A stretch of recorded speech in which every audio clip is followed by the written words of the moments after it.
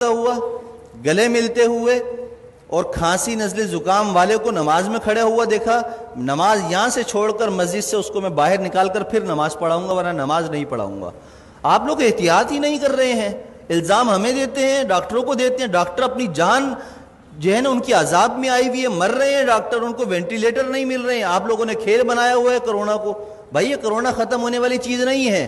5 سال تک ختم نہیں ہوگا، یہ آپ کو میں بتا دوں، لکھ کر دے رہا ہوں میں آپ کو، یہ چلے گا ایسا ہی۔ جب آپ سبزی کی دکان پر جا سکتے ہیں، آپ سپر مارکیٹ جا سکتے ہیں، مسجد بھی آئیں، جمعہ پڑھیں، نماز پڑھیں، ڈسٹینس ختم کریں، نماز کے فوراً بعد ڈسٹینس پیدا کر لیں۔ سنت نفل پڑھنی ہے، پیچھے چلے جائیں، جگہ بدل لیں، اسی جگہ پر نماز نہ پڑھیں دوبارہ۔ یہ ایک کام تو یہ کریں، ہاتھ نہ ملائیں، ماسک کا استعمال لازمی کریں، ہر کوئی اپنے پاس رکھے، باہر سے لگا کر آئے، نماز پڑھتے ہوئے اگر کسی کو اتارنا ہے تو اتار لے، لیکن نماز سے پہلے یا نماز کے بعد اگر آپس میں سامنے کھڑے ہوئے بات کرنے ہیں، بغیر ماسک کے کوئی بات نہیں کرے گا۔ اگر کرے گا تو انشاءاللہ تعالیٰ اس کے خلاف بیان بھی ہوگا، اس کے نام لے کر پھر سب طریق کیا جائے گا۔ عزت بہت ہو گئی ہے، آپ لوگوں نے مجھے بے عزت کر کر کے تنگ کر کے رکھ دیا ہے، اب نہیں، اب میں آپ کو بے عزت نہیں کروں گا، اب میں آپ کو سکھاؤں گا دین پر عمل کیسے ہوتا ہے، اور یہ حکومتی احکامات پر عمل کیسے ہوتا ہے، یہ ہمیں بھی آتا ہے کرانا۔ اور اگر اب میرے خلاف کسی نمازی یا کسی نے بھی کوئی درخواست یا کوئی ایسی حرکت کرنے کی کوشش کی تو میں نے وکیل سے بات کر لی ہے، پورے خاندان کو انشاءاللہ تعالیٰ اس کی نسلوں کو تڑپاؤں گا، قانون بھی استعمال کروں گا اور وظیفے پڑھ کر اس کی نسل کے لیے بد دعائیں بھی کروں گا،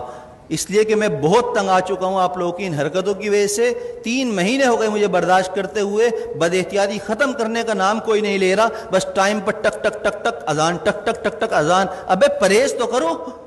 جو ڈاکٹر کہہ رہے ہیں وہ تو کرو، جو علماء کہہ رہے ہیں وہ تو کرو، اپنے باپ کی بات مانتے نہیں ہو، مولویوں پر انگلی اٹھاتے ہو، شرم نہیں ہے تم لوگوں کے اندر۔ میں نے کہا تھا، ہمارے نائب امام صاحب نے ایک جمعے کو رمضان میں نہیں تھا، تھوڑی سی رکعت لمبی کر دی تو پیچھے 2 لوگوں نے کہا کہ آپ کو نماز پڑھانی ہے، اتنی لمبی نماز پڑھا دی، شرم نام کی چیز نہیں ہے، امام کو ایسے کہتے ہو؟ پورا زندگی جس نے قرآن پڑھنے میں، علم حاصل کرنے میں لگا دی، تمہاری نماز پڑھاتا ہے، اس کو تم کہتے ہو نماز پڑھانی نہیں آتی؟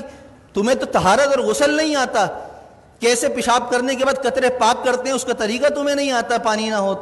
تو مولویوں کو سکھاتے ہو، اماموں کو سکھاتے ہو۔ خدا کے لیے ہاتھ جوڑ کر میں کہہ رہا ہوں، میں وزیر اعلیٰ نہیں ہوں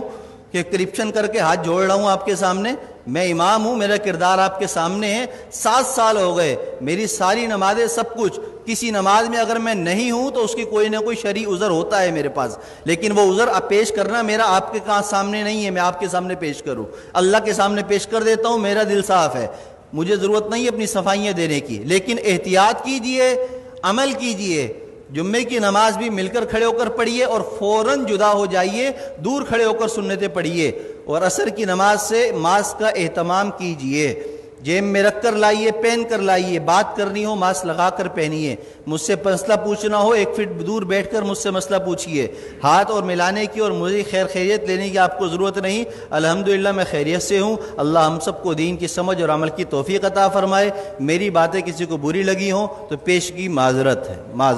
معذرت، جزاک اللہ خیر۔